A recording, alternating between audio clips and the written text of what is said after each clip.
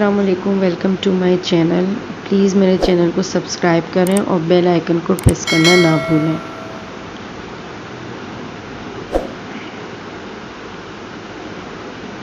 بزرگ غائب ہو گئے۔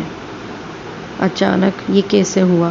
اس نے اپنی آنکھیں ملی کہ کہیں میں کوئی خواب تو نہیں دیکھ رہا، مگر یہ حقیقت تھی۔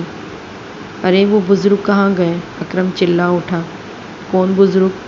اس کے ساتھ بیٹھا آدمی بولا۔ باقی افراد بھی اکرم کی طرف دیکھنے لگ گئے۔ وہی بزرگ جو میرے ساتھ والی سیٹ پر بیٹھے ہوئے تھے، مجھ سے بھی باتیں کر رہے تھے، پتہ نہیں کہاں غائب ہو گئے۔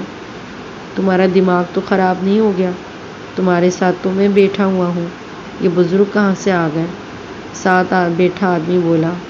ہم جب سے ڈبے میں موجود ہیں، ہم میں سے کسی نے بھی کسی بزرگ کو نہیں دیکھا۔ سامنے بیٹھا آدمی بولا۔ ذہنی پاگل لگتا ہے یہ لڑکا، ایک موٹی سی عورت بولی۔ کب سے دیکھ رہی ہوں، خود سے ہی باتیں کر رہا ہے یہ۔ اکرم کو ایسا لگا جیسے اس کا دماغ سن ہو گیا۔ وہ سر پکڑ کر بیٹھ گیا اور دوسرے مسافروں کو دیکھنے لگا۔ تقریباً 2 گھنٹے کے بعد ٹرین اچانک ہی رک گئی۔ کوئی اسٹیشن تھا۔ ٹرین رکی تو سبھی افراد کھڑکیوں سے باہر دیکھنے لگے۔ جن کی منزل آ گئی انہوں نے سامان اٹھایا اور اتر گئے۔ کچھ مسافر ویسے ہی چہل قدمی کے لیے اترے۔ اکرم نے بھی بیگ اٹھایا اور اتر گیا۔ اس نے مزید سفر کرنا تھا، لیکن پتہ نہیں کیوں اس کو اس ڈبے سے خوف آنے لگا۔ دوسرے ڈبے کا سوچ کر اس نے بیگ اٹھایا تھا۔ اس وقت رات ہو رہی تھی۔ اکرم نے دیکھا وہ چھوٹا سا اسٹیشن تھا۔ اسٹیشن پر چند ہی افراد چہل قدمی کے لیے اترے ہوئے تھے۔ چند افراد ڈبے میں ہی بیٹھے تھے۔ اسٹیشن پر ہر طرف خاموشی پھیلی ہوئی تھی۔ اچانک ہی کسی الو کی آواز نے اس خاموشی کو توڑ دیا۔ اسٹیشن کے دوسری طرف ایک پیپل کا درخت تھا، جس کے نیچے پانی کا نل لگا ہوا تھا۔ اکرم پانی پینے لگا، لیکن پانی میں سے بدبو آ رہی تھی۔ اس نے پانی کو وہیں چھوڑ دیا۔ الو کی پھر ایک بار آواز گونجی۔ اچانک ہی کوئی بڑی سی اڑتی ہوئی چیز اس کے چہرے پہ چمٹ گئی۔ اکرم کے منہ سے ایک چیخ نکل گئی۔ اسے یوں محسوس ہوا جیسے کسی نے نوکیلی سوئی اس کے چہرے میں گاڑ دی ہو۔ اسے شدید درد کا احساس ہوا۔ وہ چیز مسلسل اس کے چہرے کو کاٹ رہی تھی۔ وہ زور لگا کر اس چیز کو اپنے چہرے سے ہٹانے کی کوشش کر رہا تھا۔ یکایک اس چیز نے اس کے چہرے کو چھوڑا اور اوپر آسمان کی طرف جا اڑی۔ اکرم نے فوراً مڑ کر اس کی طرف دیکھا۔ وہ ایک بہت بڑی کالی چمگادڑ تھی۔ اتنی بڑی چمگادڑ اس نے پہلی بار دیکھی تھی۔ وہ خوف زدہ ہو گیا۔ اس کے ماتھے سے خون نکل رہا تھا۔ اکرم نے پہلے تو اپنی جیب سے رومال نکالا، اس سے اپنا خون صاف کیا، پھر اپنے ماتھے پر باندھ دیا۔ اچانک اس کو فضا میں پھر پروں کے پھڑپھڑانے کی آواز آئی۔ اس نے جلدی سے اوپر کی طرف دیکھا۔ چمگادڑ منڈلا رہی تھی۔ وہ دوبارہ حملہ کرنے کے موڈ میں دکھائی دے رہی تھی۔ اکرم نے تیزی سے اپنا بیگ اٹھایا اور اسٹیشن کے بڑے کمرے کی طرف بھاگ گیا۔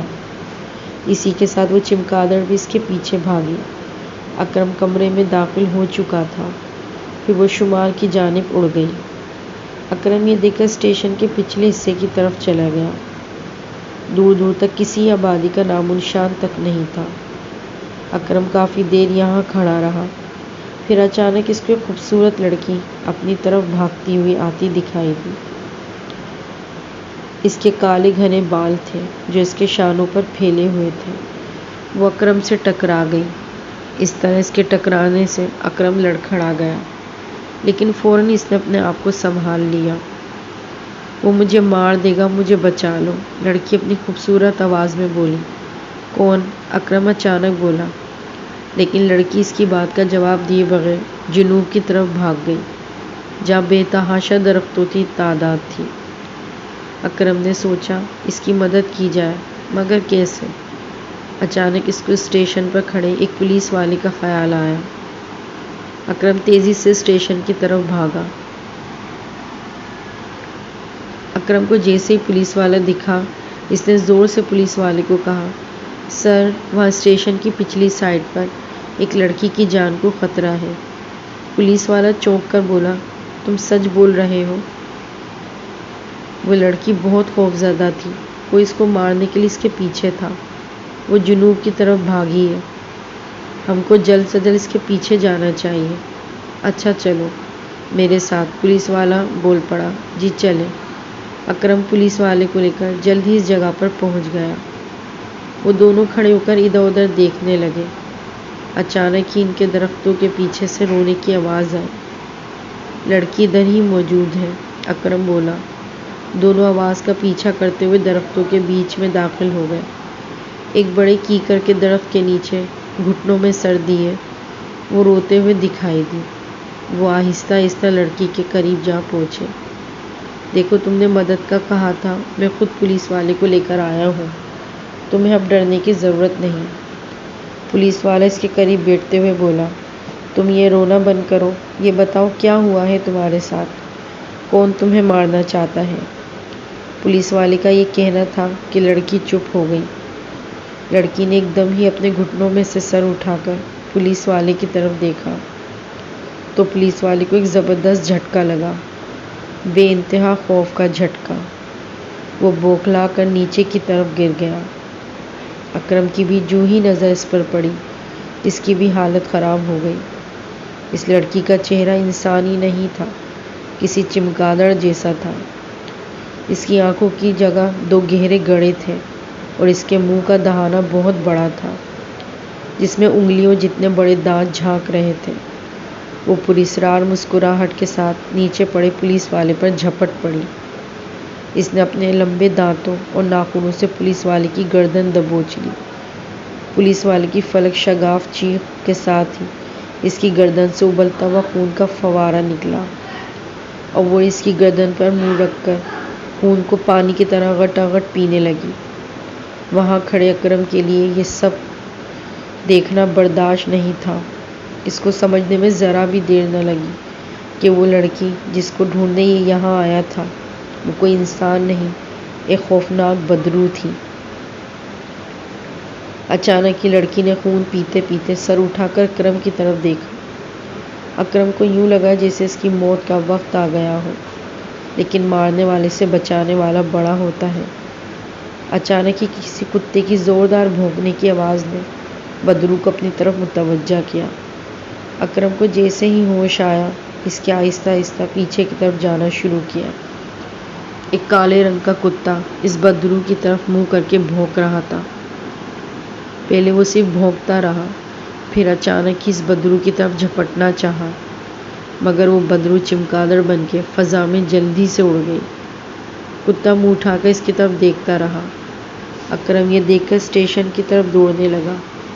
کالا کتا اس کے پیچھے بھاگنے کی وجہ سے اس کی طرف گامزن ہو گیا اور چمگادڑ کو چھوڑ کر اس کی طرف بھاگنا شروع کر دیا۔ بھاگتے ہوئے اکرم نے جب اپنے پیچھے اس کتے کو آتا دیکھا تو اس کے رہے سہے وہ سان خطا ہو گئے۔ وہ اور تیزی سے بھاگنے لگا جتنی اس کی ہمت تھی۔ اسٹیشن ابھی دور تھا تو اکرم نے ٹیکسی اسٹینڈ کی طرف رخ کیا جو کہ قریب ہی تھا۔ اکرم نے دیکھا کہ سوائے ایک تانگے کے باقی ساری جگہ خالی تھی۔ اس کے لیے تانگا ہی غنیمت تھا۔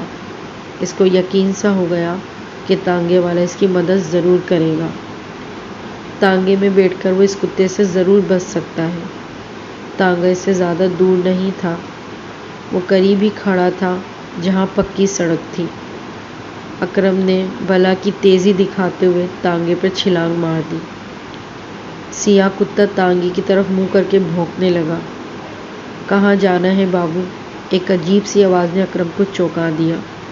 اکرم کو تانگے میں ایک کالے کپڑوں میں کھڑا آدمی دکھائی دیا جس کا منہ بھی پوری طرح سے کالی چادر سے ڈھکا ہوا تھا۔ بس دو عجیب سی آنکھیں دکھائی دی جو نہایت ہی خوفناک تھی۔ اکرم ان آنکھوں میں دیکھ کر کانپ اٹھا۔